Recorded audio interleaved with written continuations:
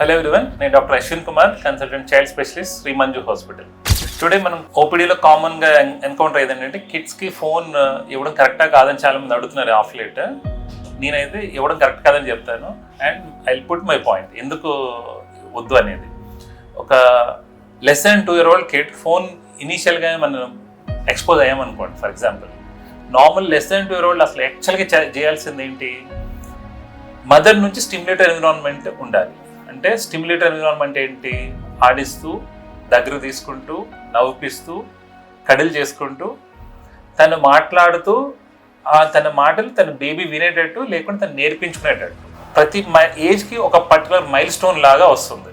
Suppose 3 monthsకి neck hold రావడం, 6 monthsకి role over రావడం, 1 yearకి నుంచోవడం, 1 yearకి స్లోగా మాట్లాడడం, 1.5 yearకి కొంచెం మాటలు ఫ్రీక్వెన్సీ పెరగడం, వేరే కిడ్స్తో చూడడం, అదే టైంలో వేరే పిల్లలు కానీ తల్లిదండ్రులు కానీ చేసేవి వీళ్ళు అబ్జర్వ్ చేసి దాన్ని ఇమిటేట్ చేయడం, ఇవన్నీ స్కిల్స్ వాళ్ళు నేర్చుకోవాలి. ఇది కదా జరగాలి normal less than 2 year old.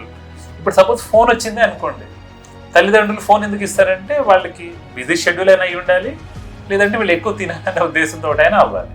కానీ ఇది రావడం వల్ల మనం ఈ ఎసెన్షియలీ లెర్నింగ్ అన్ని డిస్టర్బ్ అవుతున్నాయి కదా.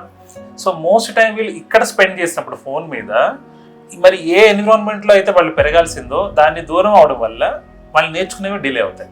కొంతమందిలో ఇర్రిపేరబుల్గా ఆటిజం కూడా వస్తుంది. అంటే కంప్లీట్గా వాళ్ళు సోషలీ ఐసోలేట్ అవుతున్నారు, అంటే వేరే ఎవరితోటి కూడా వాళ్ళు కలవలేకపోతున్నారు. సో వాళ్ళ నుంచి వచ్చే కమ్యూనికేషన్ని ప్రాసెస్ చేసుకోలేకపోతున్నారు, దాని నుంచి నేర్చుకుని ఇంకా ఎఫెక్టివ్గా లాంగ్వేజ్ అవన్నీ చేయలేకపోతున్నారు.